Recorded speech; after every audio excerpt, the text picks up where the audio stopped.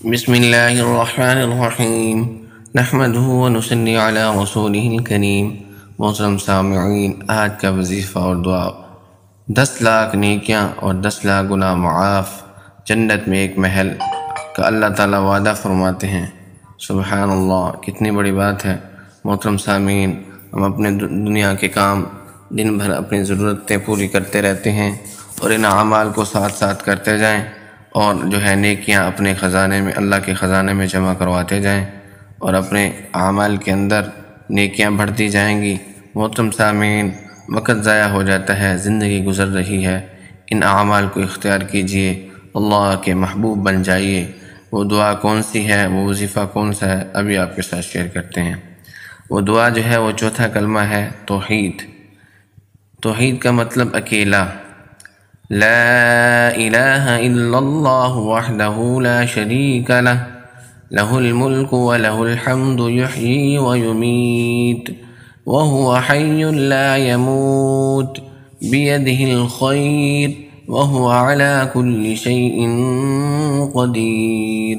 دوبارہ پڑھتے ہیں تاکہ آپ اس کو یاد کر لیں، ان کے اندر جو زفر زیر کی غلطی ہو وہ بھی ٹھیک ہو جائے، درست ہو جائے، تاکہ علماء فرماتے ہیں کہ اگر ایک غلطی بھی زبر زیر کی آ جائے تو ترجمہ تبدیل ہو جاتا ہے، اس لیے اہتمام کے ساتھ اس کو صحیح سے ادا کریں۔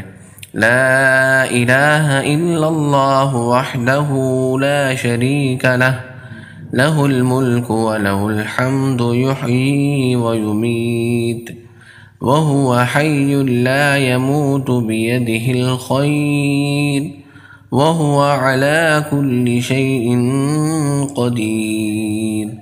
ترجمہ: اللہ کے سوا کوئی معبود نہیں، وہ اکیلا ہے، اس کا کوئی شریک نہیں، بادشاہت اور تمام تعریفیں صرف اسی کے لیے ہیں۔ وہی مارتا ہے اور زندہ کرتا ہے، وہ ہمیشہ زندہ رہے گا، کبھی نہیں مرے گا، اس کے ہاتھ میں خیر ہے، وہ ہر چیز پر قادر ہے۔ فائدہ: حضرت عمر رضی اللہ تعالیٰ عنہ فرماتے ہیں کہ رسول اللہ صلی اللہ علیہ وسلم نے فرمایا، جو شخص بازار میں داخل ہو اور یہ دعا چوتھا کلمہ یعنی پڑھے تو اللہ تعالیٰ اس کے لیے ہزار یعنی تقریباً 10 لاکھ نیکیاں لکھ دیتا ہے، اور اس سے ہزار یعنی 10 لاکھ برائیاں مٹا دیتا ہے، اور اس کے ہزار درجات بلند کرتے ہیں، اور جنت میں اس کے لیے محل بنایا جائے گا۔ سبحان اللہ۔ محترم سامعین، ہم میں سے اکثر لوگ بازار کی طرف جاتے ہیں، کاروبار کرتے ہیں، اپنی دکانوں پہ جاتے ہیں، اگر دکانوں پہ نہیں بھی جاتے، خرید و فروخت کے لیے تو ہر بندہ بازار میں جاتا ہے، تو اس کا اہتمام کر لیا جائے چوتھے کلمے کا، اور جو ہے اپنے لیے نیکیوں کا ذخیرہ جمع کر لیا جائے۔